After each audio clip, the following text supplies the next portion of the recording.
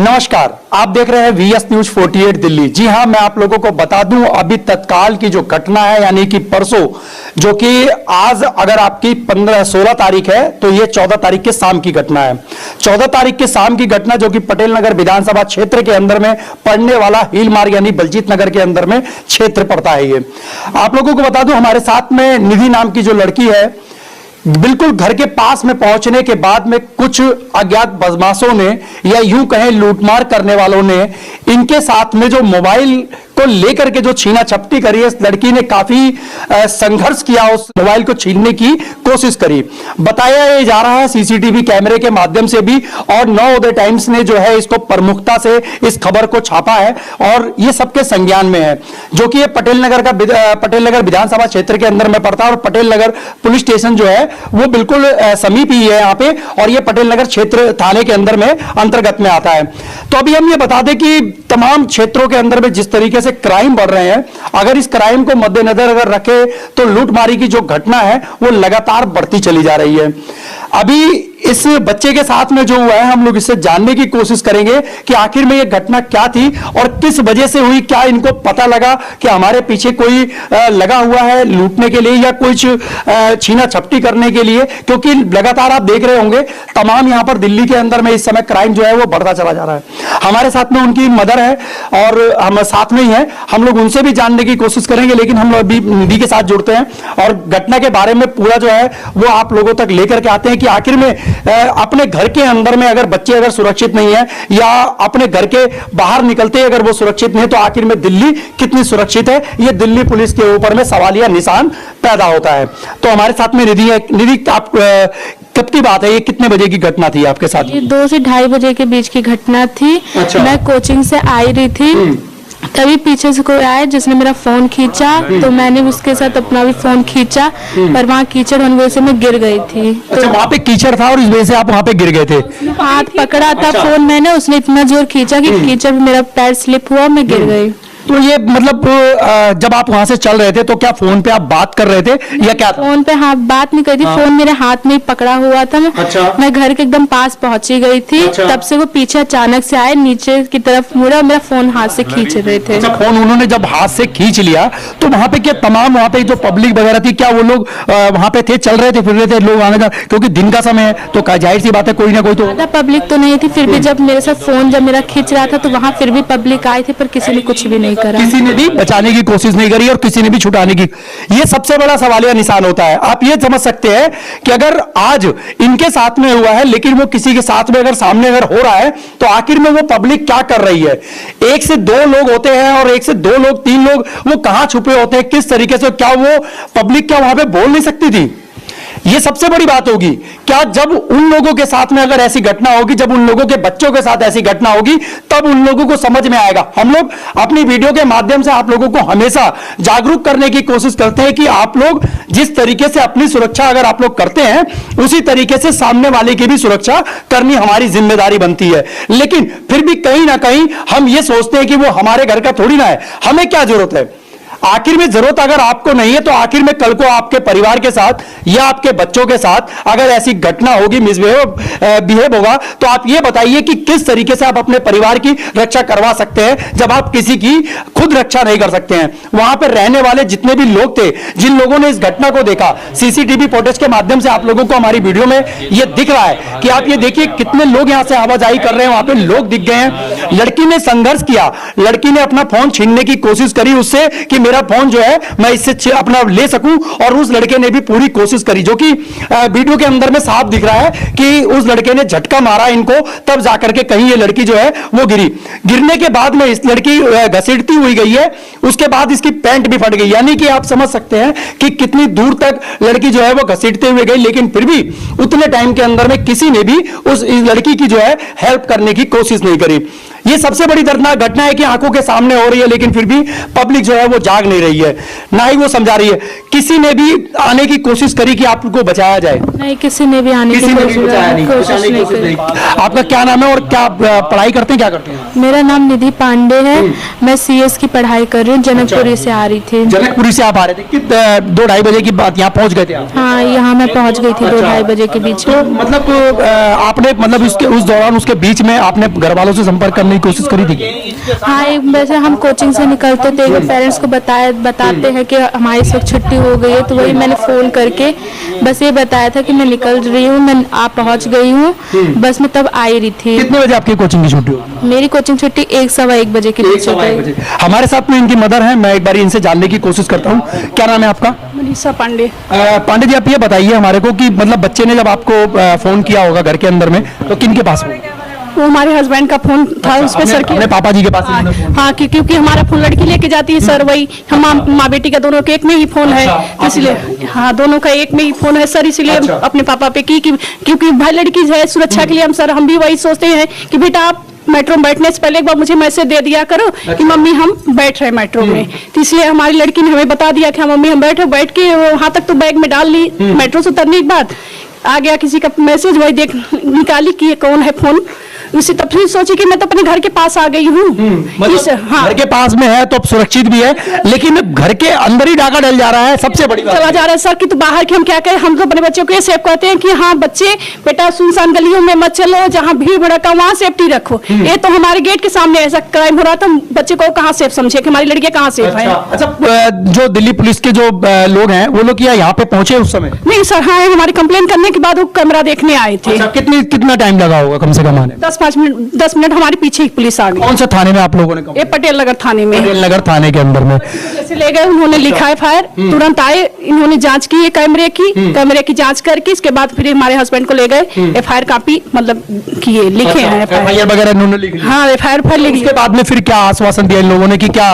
उन्होंने यही बोला कि मतलब कि वो जो MI नंबर होता है उसी से हम ट्रैक करेंगे, उसी से पता लगाएंगे आपका, उसी से मिलेगा, और तो कोई हमारे पास है और तो कुछ नहीं बताया। अच्छा, कुछ नहीं और कुछ नहीं बताया? मैं नहीं पता, वो तो जो बात हुई हमारे हस्बैंड से हुई होगी। अच्छा। हाँ, इसके बाद अभी मैं आप लोगों को बता दूं, जिस तरीके से ये घटनाएं लगातार दिल्ली के अंदर में बढ़ती चली जा रही है, आखिर में इसका कारण क्या है? जो तमाम यहाँ पे झुग्गियां हैं अगल बगल के अंदर में, कहीं ना कहीं उसके अंदर में क्राइम हो रहा है, लेकिन दिल्ली पुलिस को इस बात का पता है कि कहीं ना कहीं जो क्राइम है वो अब पास के ही लोग करने वाले हैं, लेकिन दिल्ली पुलिस के ऊपर में लगातार सवाल उठते चले जा रहे हैं कि आखिर में दिल्ली पुलिस क्या सोई हुई है? अगर वो सोई हुई है, अपने ही क्षेत्र की रक्षा वो नहीं कर सकती, अपने ही क्षेत्र के अंदर में वो अगर वो वीट पे नहीं जा सकती है, तो आखिर में वो जो दिल्ली पुलिस के अंदर में जो आला अधिकारी हैं क्यों नहीं इसके ऊपर में संज्ञान लेते? अगर वो संज्ञान लेते भी हैं तो आखिर में उन लोगों को पकड़ते क्यों नहीं है? अभी इस मामले को 3रा दिन आज हो चुका है। आप ये समझ लीजिए कि अगर 3रा दिन अगर ये हो चुका है, लेकिन सीसीटीवी के अंदर में लगातार जो है उसकी जिन्होंने इस अंजाम दिया इस घटना को, उनकी तस्वीरें जो है वो बिल्कुल साफ नजर आ रही है, लेकिन अभी तक जो है उन लोगों को, उन लड़कों को जो है वो अभी तक पकड़ा नहीं गया है। क्या पकड़ा गया है? कुछ बताया पुलिस वालों ने? कुछ नहीं सर, अभी तक कुछ हमारे पास मैसेज नहीं आया। अच्छा, इतना करने के दिखाने के बाद भी कुछ भी अभी हमारे पास मैसेज नहीं आया, कोई मैसेज नहीं आया। लगता है कि दिल्ली पुलिस जो है वो काम कर रही है। आपको लगा 3 दिन के अंदर में जब हमें कुछ भी नहीं लगा कि अभी तो मेरे पास कोई मैसेज नहीं है, तो हम क्या बताएं कि दिल्ली पुलिस हमारा क्या कर रही है। उन लोगों ने अभी कोई फोन करके भी नहीं बताया कि हमने पकड़ा या नहीं पकड़ा? क्या किया हमने, बस वही FIR लिख के हमारी FIR कॉपी हमें दे दी, और इसके बाद कुछ दिल्ली पुलिस में कोई कुछ नहीं किया। सबूत ना होते दिल्ली पुलिस रिपोर्ट भी नहीं लिखती है। ये तो बच्ची उस दिन हमारे हस्बैंड ने बोला कि कपड़े निकाल दो, लेकिन हम उस समय अपने बच्चे को उसी तरीके में ले गए, तब जाके कंप्लेन लिखा गया पटेल नगर थाने से। नहीं तो जल्दी अभी कोई क्राइम हो जाता पटेल नगर थाने में भी कोई कंप्लेन। ऐसे हमारे साथ वारदात हुई थी, समझ लीजिए हम इतना दौड़ा गया, तब जाके हमारा वहां नहीं होता जो, तो तुम तब कौन सा थाने में? इसी पटेल नहीं तो हमारा कमला मार्केट में, कमला मार्केट वाले के अंदर क्राइम हुआ था। लेकिन ये है कि मतलब थाने वालों को तो पता रहता है, आप सही से बता दो कि कहाँ पे हमारा कंप्लेन करना है। इतना दौड़ाते इतना भगाते हैं, मतलब ऐसे है कि हम क्या करें। मतलब कहीं ना कहीं जो है वो असंतुष्ट है आप दिल्ली पुलिस से? हाँ, दिल्ली से पुलिस संतुष्ट है, मतलब अभी जैसे कोई सबूत ना हो कोई अभी हमारे बीच में बहुत पहले हो रहा है, जनवरी में हस्बैंड का फोन गुम हुआ था दुकान के अंदर से, जरा सा सामान अंदर लेने गए, फोन उनका काउंटर पर से चला गया। अच्छा, उन्होंने ऑनलाइन कंप्लेन की, मतलब इसकी कहते हैं हमारी कोई गलती नहीं, हमारी कोई कंप्लेन नहीं है। अच्छा। पुलिस सीधा मतलब इसके लिए पुलिस कभी इंक्वायरी काम करती ही मतलब नहीं है। कहीं ना कहीं वो नकार देती है कि अपने ऊपर जिम्मेदारियां नहीं लेती है। इसका मतलब जब हमारी बच्ची घायल हो गई, इस हो गई, तब वो जाके कंप्लेन लिखे। अगर हमारे पास ये सबूत नहीं होता, अगर हमारी बच्ची जैसे गिरती ना, उसके ऐसे बुरे हाल ना होते, शायद कंप्लेन लिखे भी नहीं जाती हो। नहीं जाती कंप्लेन। तो अब ये देख सकते हैं कि दिल्ली पुलिस की कितनी बड़ी नाकामी है, जो साफ साफ देखने को मिल रही है कि अगर कोई कंप्लेंट जा रहा है कोई बेमतलब, तो वैसे भी थाने के अंदर में तो आम जनता जो है वो ऐसे तो जाएगी नहीं घूमने के लिए, कोई टूरिस्ट वाला स्थान तो है नहीं वो। लेकिन फिर भी जो है लोग जब आम जनता जब थाने पे पहुंचती है तो आखिर में क्यों नहीं उनके साथ में इस तरीके का काम किया जाता कि आखिर में उनको भी न्याय मिल सके।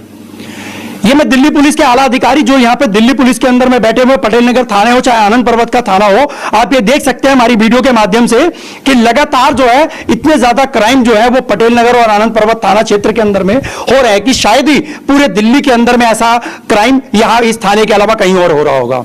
लेकिन फिर भी पता नहीं क्या कि दिल्ली पुलिस जो है वो जागने का नाम नहीं लेती। अगर ये जाग जाए तो कहीं ना कहीं जो है कहीं ना कहीं क्राइम को जो है वो रोक लगाया जा सकता है। लेकिन फिर भी दिल्ली पुलिस जो है वो जागती नहीं है, सिर्फ कहीं ना कहीं लोगों को, आम जनता को, आम पब्लिक को जो है वो गुमराह करने में लगी हुई है।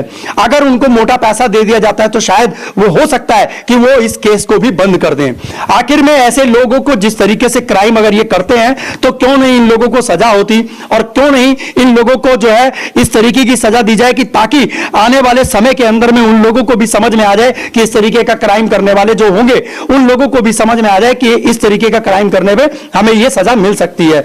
आखिर में नाबालिग होकर के मर्डर का केस वाले को छोड़ दिया जाता है, लाखों रुपए की घूस ले ली जाती है, उनका मुंह बंद कर दिया जाता है, पुलिस वाले अपना फाइल बंद करके बैठ जाते हैं। आखिर में इस तरीके से हो सकता था कि इस लड़की के साथ में कुछ और अनहोनी भी हो सकती थी, लेकिन यह ऊपर वाले का शुक्र है कि इस बच्चे के साथ में कुछ हुआ नहीं। लेकिन हम दिल्ली पुलिस को अपनी वीडियो के माध्यम से आगाह करना चाहते हैं, उन लोगों से विनम्र निवेदन भी करना चाहते हैं कि आप लोग जागिए ताकि क्षेत्र के अंदर में होने वाले जिस तरीके से एक क्राइम है, इस क्राइम को रोका जा सके।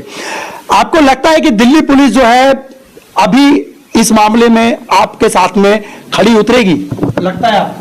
अब ऐसे तो सर अभी तो जिस हिसाब से बात किया है उन्होंने काम तो ठीक है, लेकिन अब जब करके दिखाया तभी हम माने। अभी तो ऐसे कोई हमें संभावना नहीं, 3 दिन का दिन नहीं लग रही, 3 दिन का दिन बीत गया, हमें कोई मैसेज नहीं आया, ना कुछ भी बताया कि हम क्या कर रहे हैं मैम, की आपकी कार्रवाई हम चालू कर दिए, कुछ किए, कुछ भी नहीं किया। क्या कहना चाहेंगे दिल्ली पुलिस से? अब वही हमारे भी दिल्ली पुलिस से कि हम आज मोबाइल गया सर, हमारी बच्चियां दूर दूर से आ जा रही हैं, हम क्या चीज माने सर कि आज हमारे साथ हमारी लड़की को खतरा नहीं है।